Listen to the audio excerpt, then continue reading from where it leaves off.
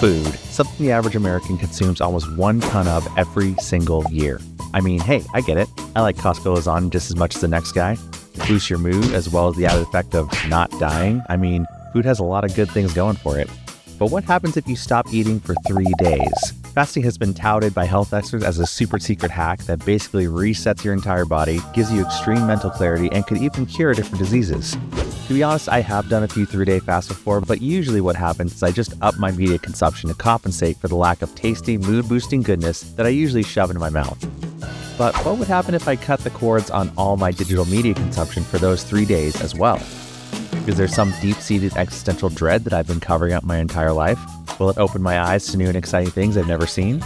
Well, over the course of this video, I'll be showing you exactly what happens to me during this food media fast and tell you if I think it's worth all the trouble. All right, so just a few parameters of what this 3-day fast as well as a 3-day digital media fast is going to look like is for fasting, pretty simple. It's basically I eat nothing and drink effectively just water for the next 3 days. I will allow myself just some light tea, maybe a cup of coffee if it's only black with nothing else in it. Basically nothing that would spike my glucose. So I've actually done a few 3-day fasts before, so I feel pretty confident with going 3 days without food. There's tons of benefits with what happens with your body during 3 days. It's a lot of times thought as the optimal fasting time for just really doing a reset of a lot of your systems. And I'll talk a little more about what's actually happening as this process goes along. But really a 72-hour fast is really one of those ideal fast times for just really giving your system almost like a full reset. It is really more the fasting while also doing a digital media fast that makes me feel a little more anxious, because it's probably one of the #1 things that we go to without really thinking about it to just change the way that we feel. And so when you're cutting out food, then the next thing that I would go to is distracting myself with some sort of entertainment or media. So that really is going to be the most interesting thing about this whole experiment, is doing that 3 days of no media as well. It's going to be a very interesting 3 days. Also, we are heading on a trip down to Oregon on Friday in the evening, and then we are going to be flying out to St. Louis Saturday. So this fast will end roughly around the time that we get into St. Louis. So that is going to be a lot of other things that are happening. A lot of other times when I would normally be consuming media and other stuff, you know, when you're flying, when you're on a road trip. I'll be starting the 72 hours tonight after my last meal, and that's when I'll also cut off all of my media consumption. I don't actually know why I'm still out here talking about all this, because I could be inside consuming media right now before this starts. Yeah, I'm gonna go do that. Okay. All right, here we have the last meal before the fast. Gonna be this nice chicken sandwich that my wife made with some walnuts. Also this nice salad she made as well. And then I made this quick kefir smoothie with a bunch of fiber and flaxseed and other good stuff like that. So should be a pretty decent meal to start the fast on. It's about 7:45, so should be starting this a little bit after 8. And we have, for our last media consumption, Kitchen Nightmares. Thank you, Gordon Ramsay. Yes. All right, it's 8:30. The food has been eaten. Gordon Ramsay has been watched. We're gonna get this fast started here. All right, fast is all started. Phone is also in grayscale mode to keep things nice and basic. All right, here we go.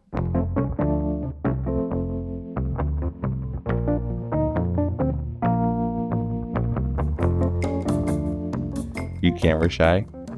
You camera shy already?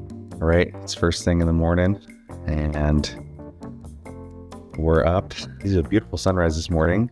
And one of my first impulses was to post a photo on social media. I did not do that because that is not what we are doing for the next few days. First morning, I think, is always the easiest. Leading got something to eat, didn't you?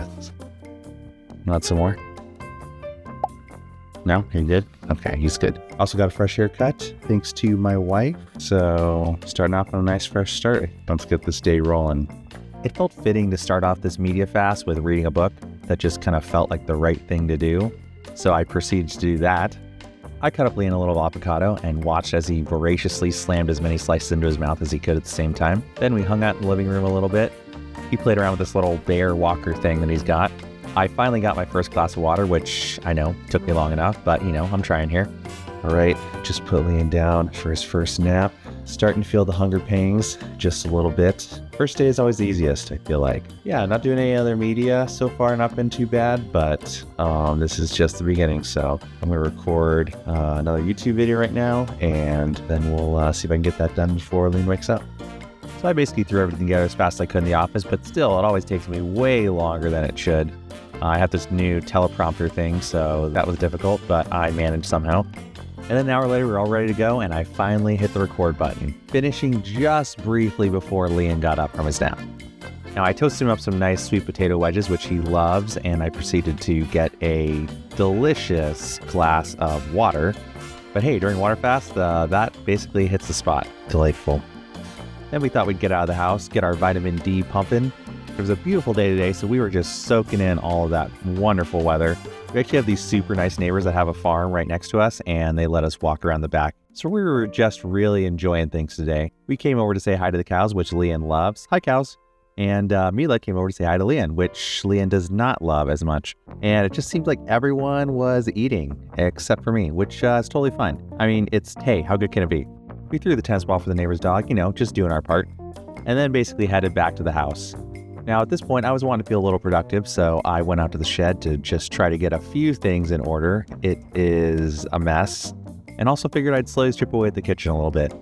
Just get things moving in the right direction. Liam was chowing down on a few more of those delicious potato wedges, which were apparently hilarious for some reason. I didn't quite get the joke, but a lot of times his jokes kind of go over my head. Then we went in to clean the bathroom floors, and when I say we, I mean me. Liam just basically watched. But he did reorganize some of the bathroom drawers, so I guess that was helpful, kind of. I sorted some laundry, and I helped myself to my first glass of iced tea with a little bit of lemon, so that was a real treat compared to the water that I've been having. We played around the living room a little bit, I read, and then we drove in circles around the dining room table. Also a favorite activity.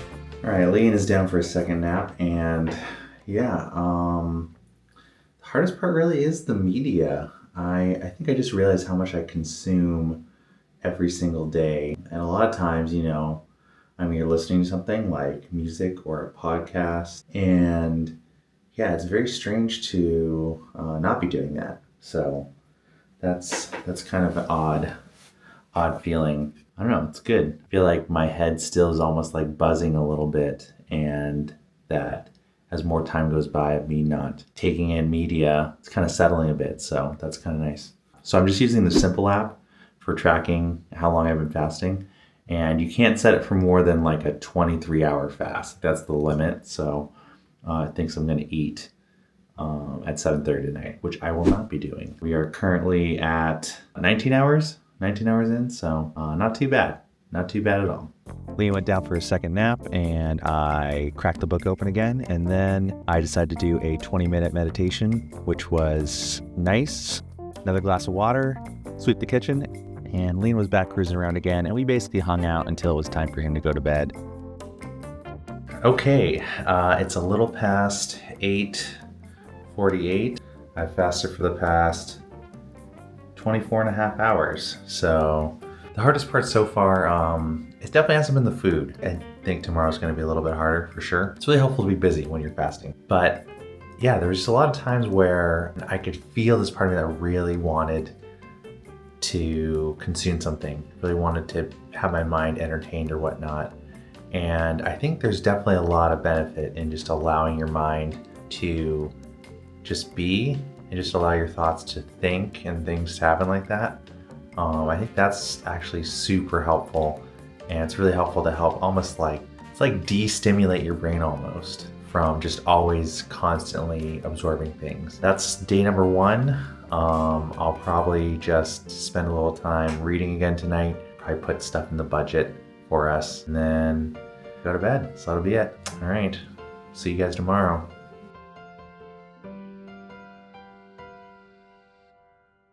All right, first thing in the morning, day 2.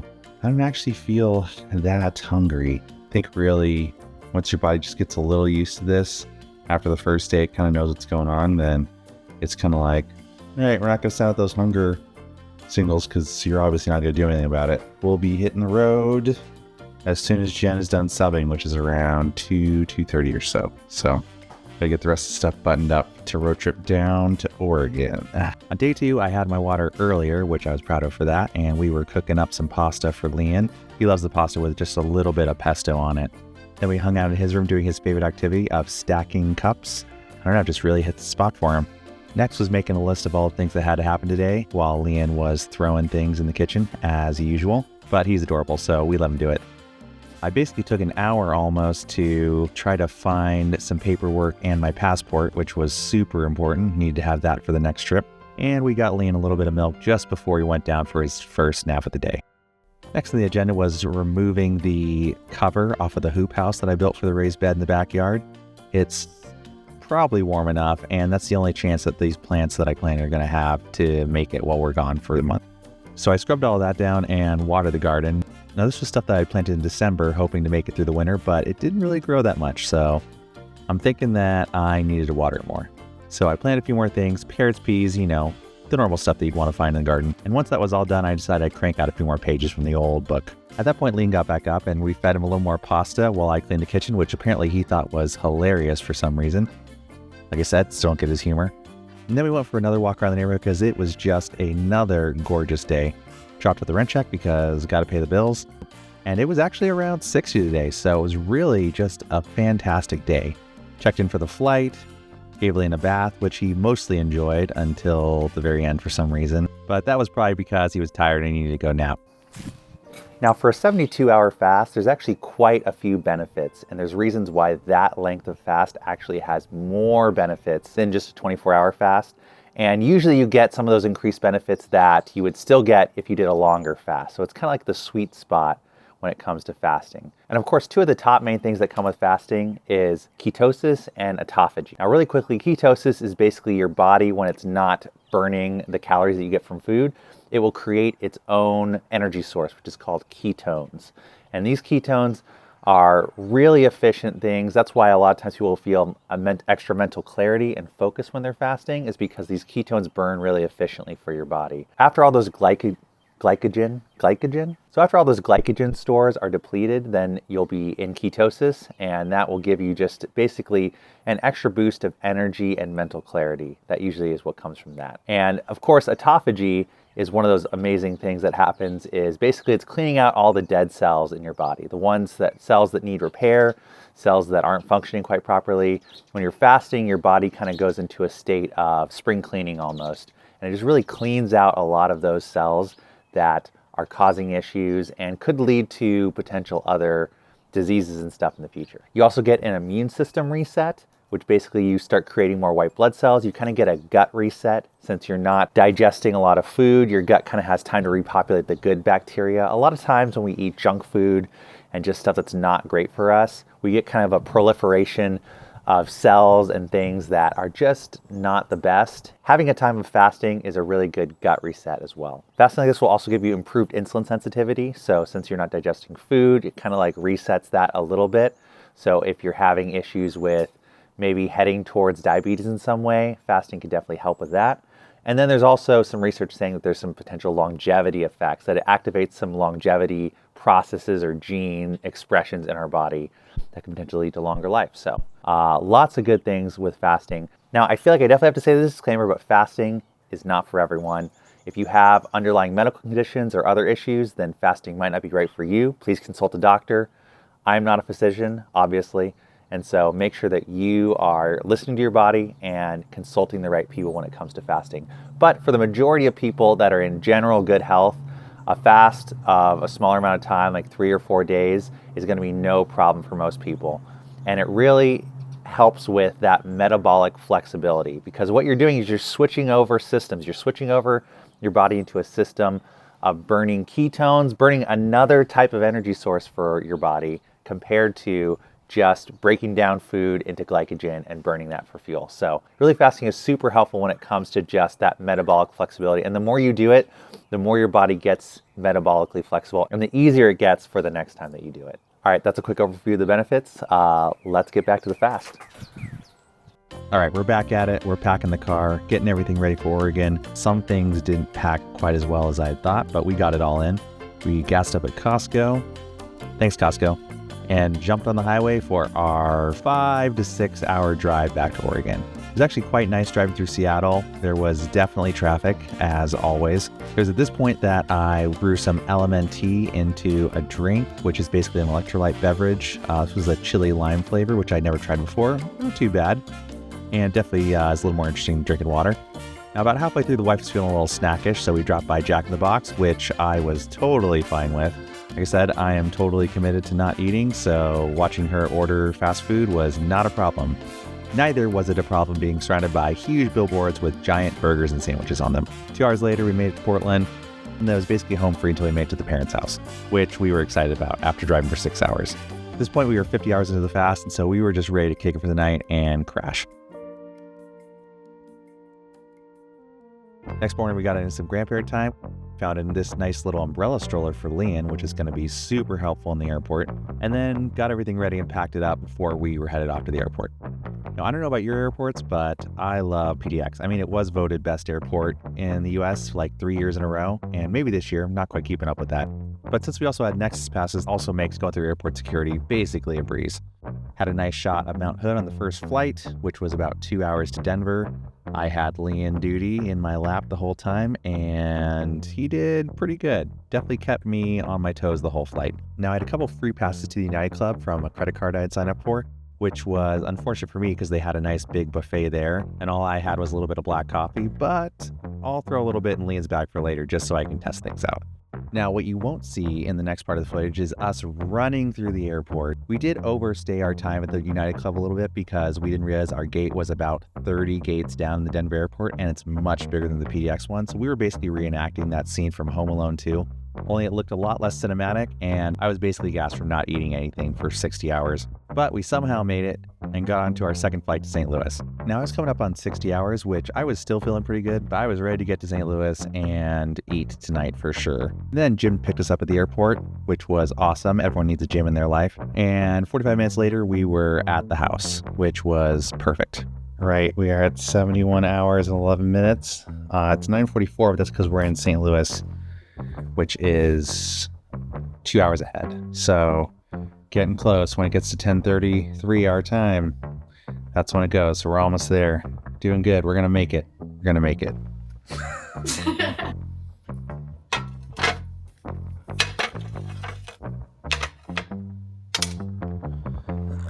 Okay. It is 10:37, aka 8:37. And I have fasted for a little over 72 hours. So this is the breaking of the fast. Normally, if you do a longer fast, you would have to break in really nice and easy. But I think some of the leftovers from the United Club and a little salad will do just nicely. You know, after the first day, I really felt like I didn't feel as hungry. I feel like my body was just very much more used to fasting. And yeah, I think the media stuff was the most difficult part. Like driving all the way to Oregon without listening to any kind of media or whatnot. No music, no audiobooks, no nothing.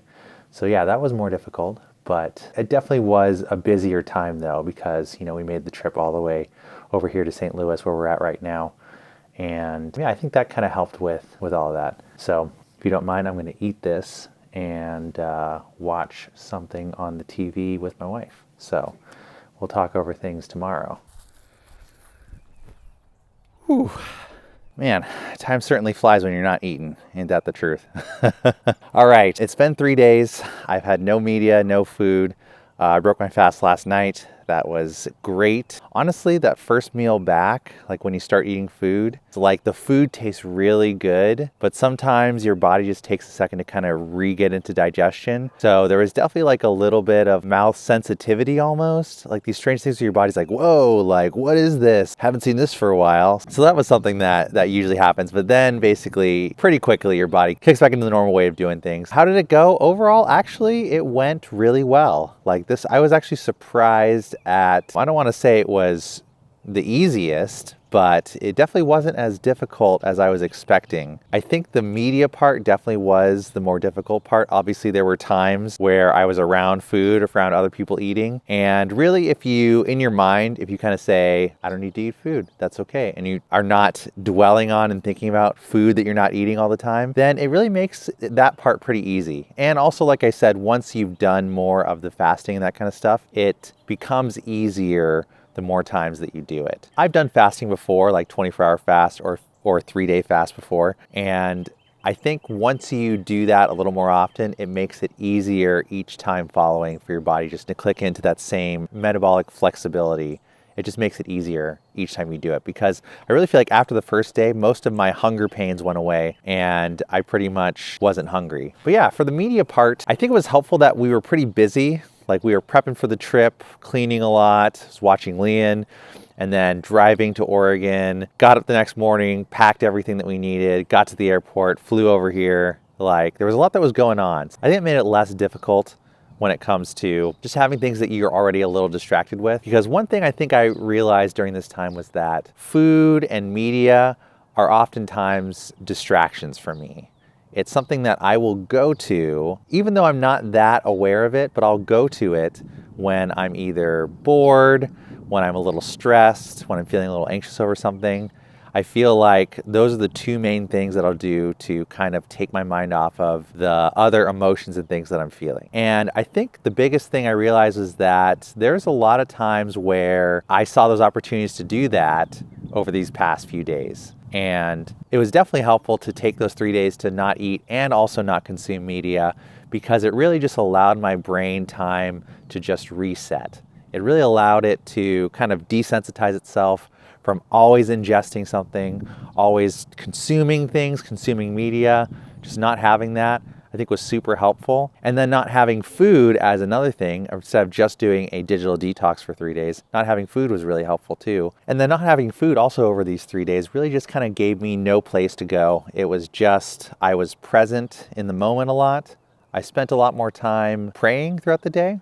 I spent more time thinking and my mind just kind of reflecting over stuff. I think it really was a good 3 days. It'd be interesting to do this over a time where I'm not doing a bunch of other things, where literally if I was just watching Leon at home for 3 days straight, I think that would have made it even a little more difficult when it comes down to things. But I think what this fast really did show me was just the benefit of just letting your mind kind of be at rest and be present in the moment and be focused on what you're doing. I think that just felt like my brain was kind of like settling down to a lower frequency and just calming a little bit during this time. And so, I mean, would I recommend this to people? Totally. I would recommend a 3-day fast to anyone. I think it's a great way to kind of just do a reset, to give yourself really time just to be able to think and to be more present. And it was a really good 3 days. Stay tuned for more videos and more things of this nature. If you haven't already, please subscribe, and we'll see you in the next one, fam.